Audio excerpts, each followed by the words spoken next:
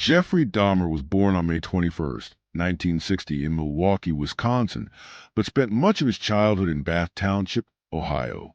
His father, Lionel Dahmer, was a research chemist, and his mother, Joyce, struggled with depression and other mental health difficulties.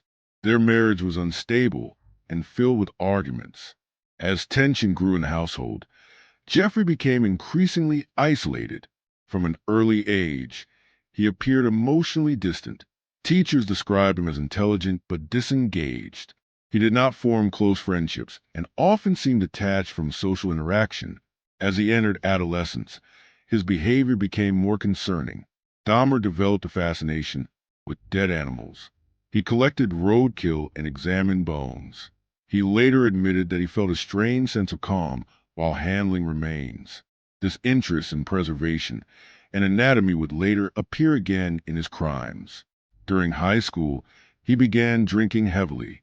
Alcohol became a coping mechanism. Classmates later recalled that he sometimes drank before school. Despite these issues, he managed to graduate in 1978. Shortly after graduation, his parents divorced. His mother moved away with his younger brother, leaving Dahmer alone in the family home. It was during this period of complete isolation that he committed his first murder. He picked up an 18-year-old hitchhiker named Stephen Hicks and invited him to the house. When Hicks prepared to leave, Dahmer later claimed he felt panic and fear of abandonment. He killed him and concealed the body. This crime set a psychological pattern: control through permanent possession. For nearly 9 years after this first murder, Dahmer did not kill again. However, this was not a period of stability. He briefly attended college, but dropped out. He joined the U.S. Army, but was discharged due to alcohol abuse. He lived with relatives and drifted between low-paying jobs. By 1987, his violent urges resurfaced. Over the next 4 years, he murdered 16 additional young men. His method followed a pattern. He approached victims in bars, shopping centers, or bus stations. Many were from marginalized backgrounds. He offered money for photographs or companionship. Once inside his apartment, he drugged them with sedatives. Dahmer later admitted that he wanted complete control. He did not want relationships that involved independence. He wanted someone who could not leave him. This desire led to deeply disturbing attempts to create submissive companions. Neighbors often complained about strange smells coming from his apartment. Police were called on more than one occasion, but no thorough investigation occurred. One of the most tragic failures happened in 1991.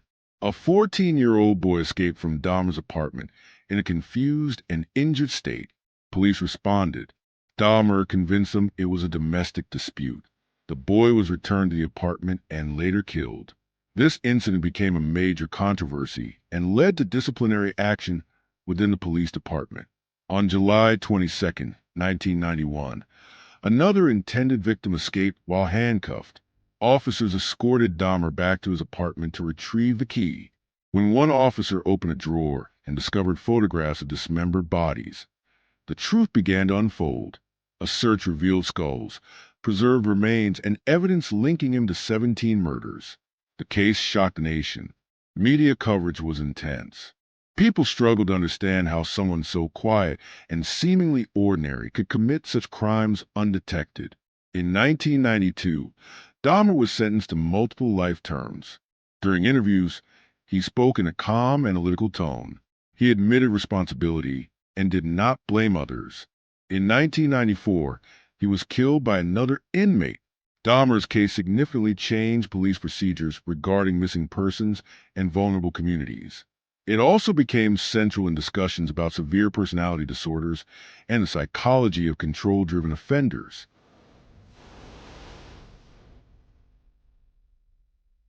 John Wayne Gacy was born on March 17, 1942, in Chicago, Illinois. His childhood was marked by instability and emotional trauma. His father was an alcoholic who frequently belittled and physically abused him. Gacy later spoke about constantly seeking his father's approval but never receiving it. This early environment shaped much of his personality, a deep insecurity hidden behind forced confidence. As a teenager, Gacy struggled socially but worked hard to present himself as successful. He was overweight and often felt rejected by peers. However, he learned how to mask insecurity with charm and humor.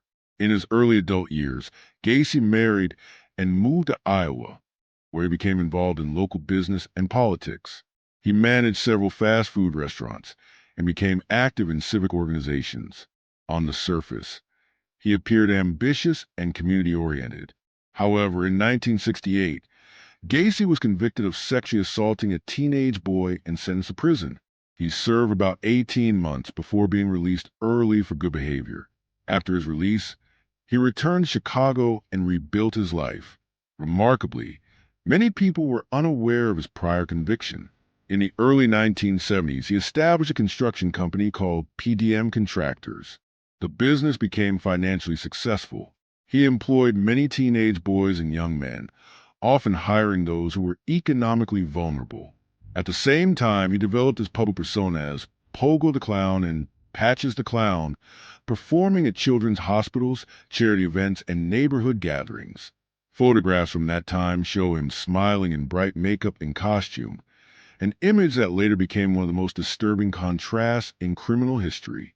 Between 1972 and 1978, Gacy murdered at least 33 young men and teenage boys. His pattern followed a disturbing routine. He would gain a victim's trust through job offers, conversation, or friendliness. Many victims willingly entered his home because they saw him as a respectable businessman. Inside the house, he often used manipulation disguised as humor. He performed what he called the handcuff trick, convincing victims to allow him to place handcuffs on them as part of a magic demonstration. Once restrained, they were physically overpowered. Over time, the crawl space beneath his home became the primary burial site. The space was narrow and difficult to access. Gacy personally dug trenches to hide the bodies. When space became limited, he disposed of additional victims in the Des Plaines River. Neighbors occasionally noticed strange smells. Gacy explained them as sewage problems. Because he was active in the community and known by local officials, suspicions were minimal. The case began to unravel in December 1978 when 15-year-old Robert Pius disappeared. Witnesses reported seeing him speaking with Gacy regarding a potential job opportunity. Police began surveillance. As investigators questioned him, they noticed inconsistencies in his statements. Gacy appeared unusually nervous. Eventually, authorities obtained a search warrant for his property. When officers entered the home, they immediately detected a powerful odor. Excavation of the crawl space revealed human remains. As digging continued, more and more bodies were discovered. The scale of the crime stunned even experienced investigators. Gacy was arrested and charged with multiple counts of murder. During interrogation, he initially denied responsibility but later confessed in detail. His 1980 trial lasted weeks. The defense argued that he suffered from multiple personality disorder and was legally insane.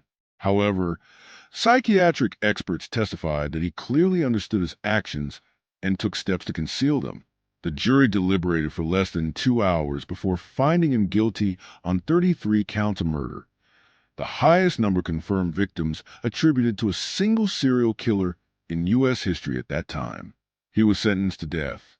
While on death row, Gacy gave numerous interviews. He alternated between denial and partial acceptance. He painted disturbing self-portraits of himself as a clown, which later became controversial collectibles. On May 10, 1994, John Wayne Gacy was executed by lethal injection. His case forced major changes in how missing persons cases were cross-referenced and investigated. It also demonstrated how predators can operate under protection of a respectable public identity. The image of a smiling clown hiding extreme violence remains one of the most chilling symbols in criminal history.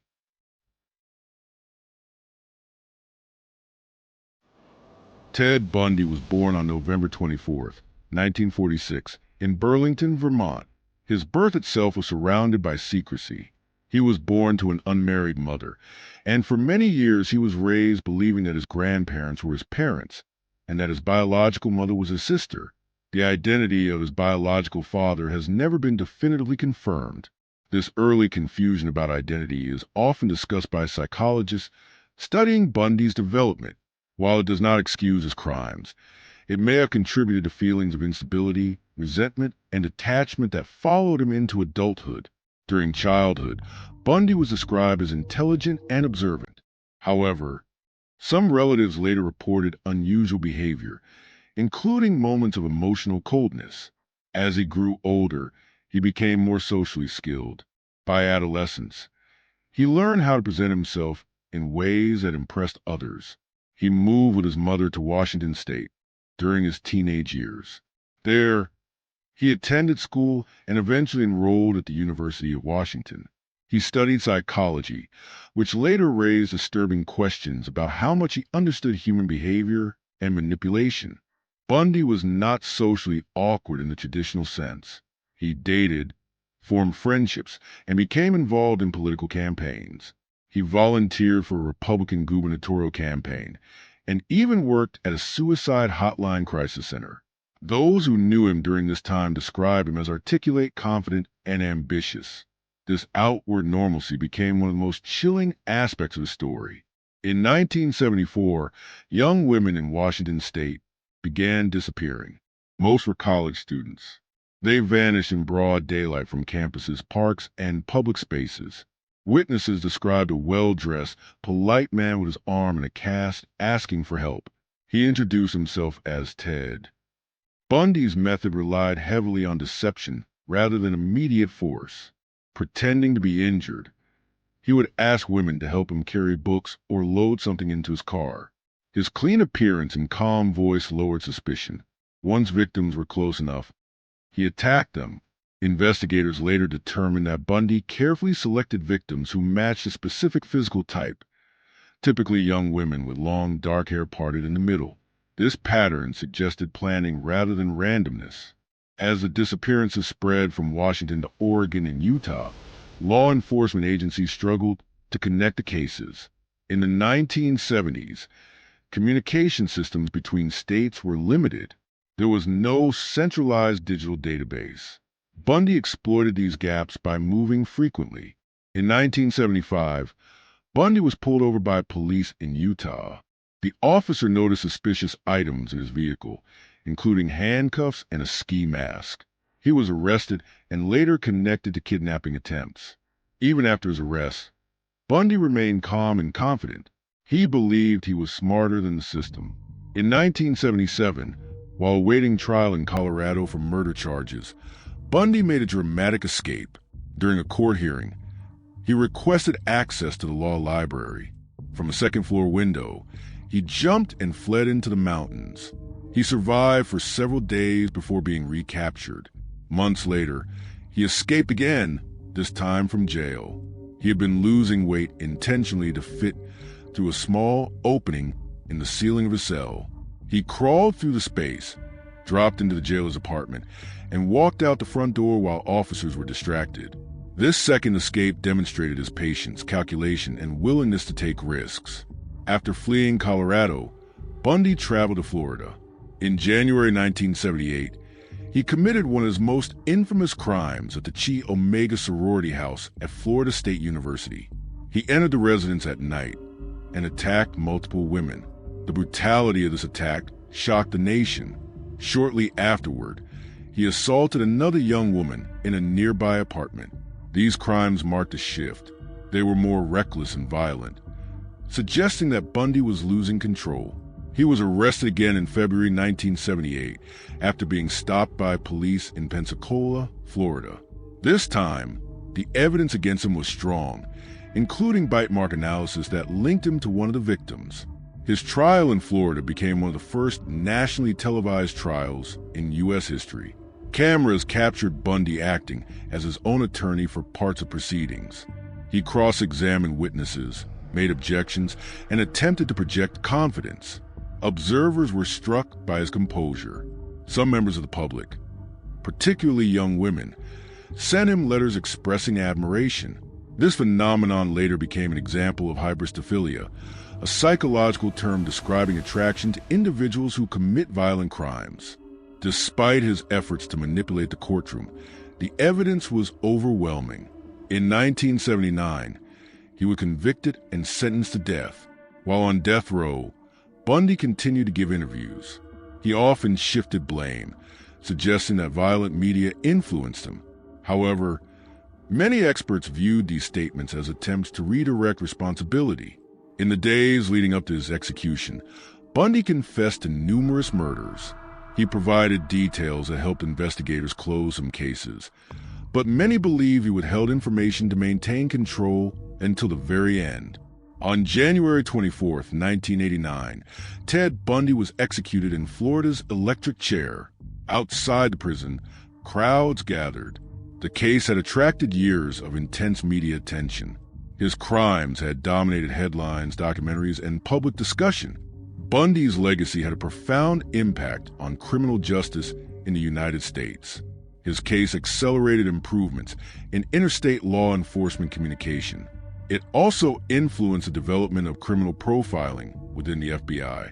Perhaps most importantly, Bundy shattered the stereotype that violent criminals are visibly disturbed or socially isolated. He demonstrated that charm, education, and social status can coexist with extreme violence. Psychologists studying Bundy often described him as displaying traits consistent with psychopathy: superficial charm, manipulation, lack of empathy, and absence of remorse. Even decades later, his case remains one of the most studied in criminal history, not only because of the number of victims, but because of the unsettling contradiction between appearance and reality. Ted Bundy was not feared because he looked dangerous. He was feared because he did not.